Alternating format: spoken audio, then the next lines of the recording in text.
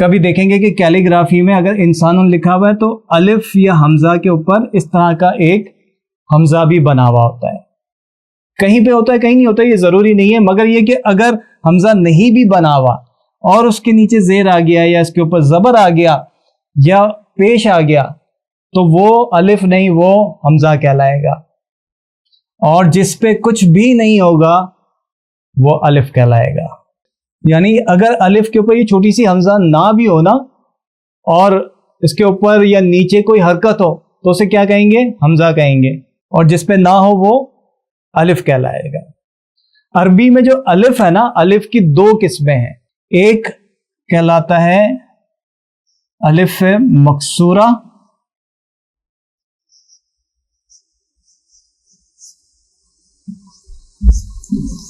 یہ وہ الف ہوتا ہے کہ جس پہ کوئی حرکت نہیں ہے. ٹھیک ہے، جس پہ حرکت ہے وہ تو حمزہ ہے، یہ ہمیں سمجھ میں آ گیا. حمزہ جس پہ نہیں ہے وہ الف کہلائے گا، اس کو الف ہی کہیں گے. اور اگر اس کے اوپر ایک اور چیز حرکت کے علاوہ اگر مد آ جائے تو اسے الف ممدودہ کہتے ہیں. یہ الف کی قسمیں ہیں، الف کی. اور اس الف مکسورہ کے اوپر اگر کوئی حرکت آ جائے تو یہی الف مکسورہ جو ہے یہ حمزہ بن جاتا ہے. اب وہ جو ہے نا اقرا باسم ربک الذی خلق، تو اس میں اگر آپ قرآن پاک کھول کے دیکھیں اور پڑھیں تو اس میں اقرا جو لکھا ہوا ہے،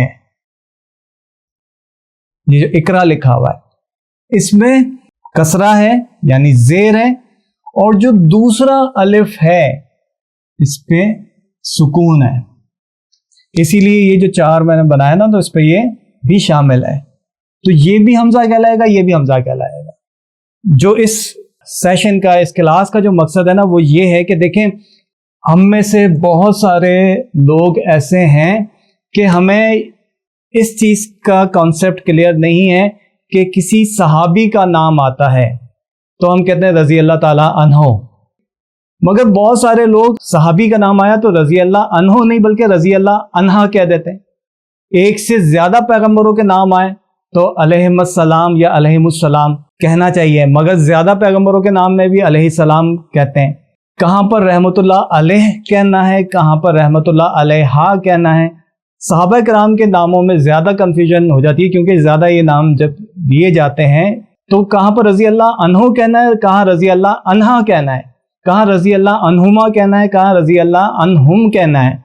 یہ کانسیپٹ آپ کا کلیئر ہو جائے گا اور انشاءاللہ اگر آپ سمجھ لیں گے تو پھر آپ یہ مسٹیک نہیں کریں گے. یہ ہم جو ہماری نیکسٹ ویک جو کلاس ہوگی اس میں ہم یہ کانسیپٹ کلیئر کر دیں گے کہ کون سے ایسے حروف ہوتے ہیں، کون سے ایسے نام ہوتے ہیں، کتنی تعداد ہوتی ہے کہ اتنی تعداد میں ہمیں انہو کہنا ہے، انہا کہنا ہے، انہما کہنا ہے، انہم کہنا ہے. یہ کلیئر ہو جائے گا انشاءاللہ. اس میں ضمیر کیا ہوتا ہے یہ ساری چیزیں بھی سمجھ میں آ جائیں گی. ٹھیک ہے.